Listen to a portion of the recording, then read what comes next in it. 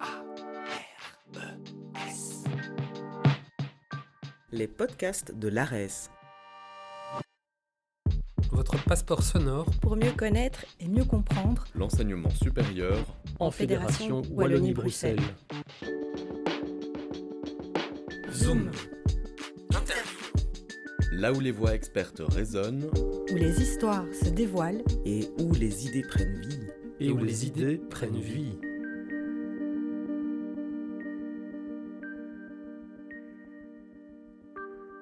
Bonjour et bienvenue dans ce nouveau podcast de l'ARES. Aujourd'hui, nous recevons Sarah De Keyser, lauréate de la 7e édition du prix Maystadt dans la catégorie doctorat avec mention spéciale.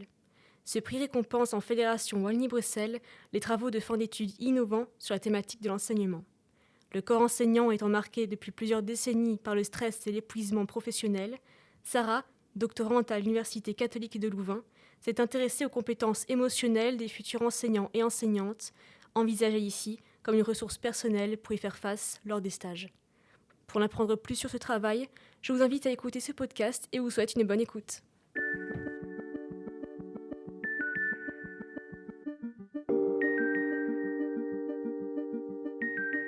Alors, qu'est-ce qui vous a donné envie de vous intéresser aux émotions des futurs enseignants et enseignantes ? Alors, depuis le début de mes études en psychologie, je suis intéressée de manière générale par le domaine des émotions.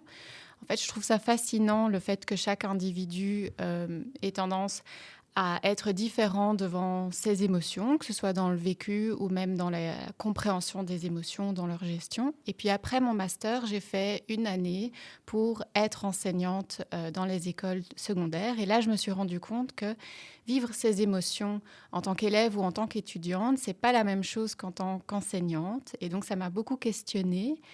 Et je trouve que le fait que les futurs enseignants aient une double posture avec le fait d'être étudiant toujours pendant le stage, de devoir continuer à apprendre, tout en leur demandant d'être professionnels lorsqu'ils enseignent, c'est lié à beaucoup d'exigences qui sont parfois paradoxales. Et donc, je trouvais que c'était un challenge émotionnel intéressant à aller examiner.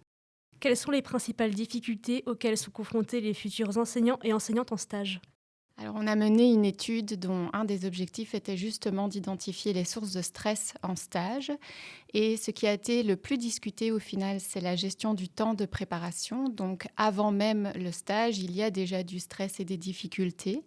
Et donc, là-dedans, les étudiants parlaient de leur deadline, de la charge de travail et du respect des délais qu'ils estimaient très courts. Et puis dans les facteurs vraiment pendant le stage, on a tout ce qui est lié à la relation avec le maître de stage, qui là était aussi très émotionnel. Parce que lorsque la relation elle est négative avec ce maître de stage, elle a tendance à être liée à plus de stress.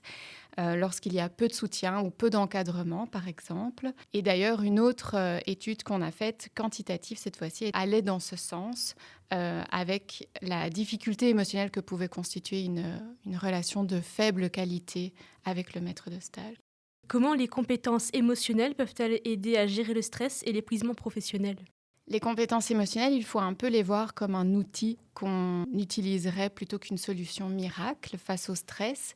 Alors lorsqu'elles sont bien développées, elles peuvent nous aider à identifier correctement ce qu'on est en train de ressentir, même lorsque nos émotions, elles sont plutôt floues. Elles vont nous permettre aussi de comprendre d'où viennent ces émotions, les causes et les conséquences, et surtout de pouvoir regarder et utiliser quelle stratégie sera la plus efficace face à une situation. Et donc, on voit que plus on arrive à mieux identifier et mieux à comprendre nos émotions, plus on arrivera à trouver une stratégie de régulation émotionnelle qui est efficace. Donc, au final, les compétences émotionnelles, elles servent un peu comme une grille d'analyse face à nos émotions et qui vont nous permettre de s'adapter au mieux aux demandes émotionnelles en stage. Quels changements concrets proposeriez-vous dans la formation initiale des enseignants et enseignantes pour intégrer l'éducation émotionnelle ?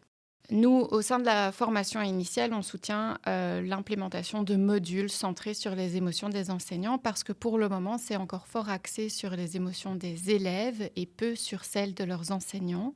Donc concrètement, ça peut prendre différentes formes. Par exemple, apprendre théoriquement qu'il y a déjà différentes formes de régulation émotionnelle, juste pour prendre conscience qu'il y a différentes manières de réguler nos émotions.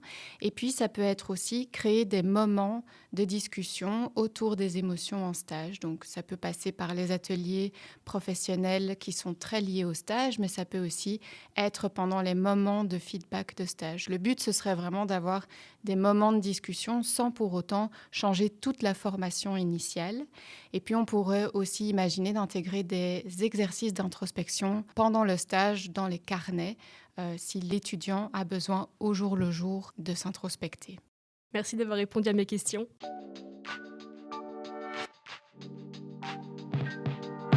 Les podcasts de l'ARES. Merci d'avoir embarqué avec nous dans cet épisode du podcast de l'ARES. Retrouvez nos interviews, nos tables rondes et nos reportages sur votre plateforme de podcast. À bientôt Pour de nouvelles découvertes.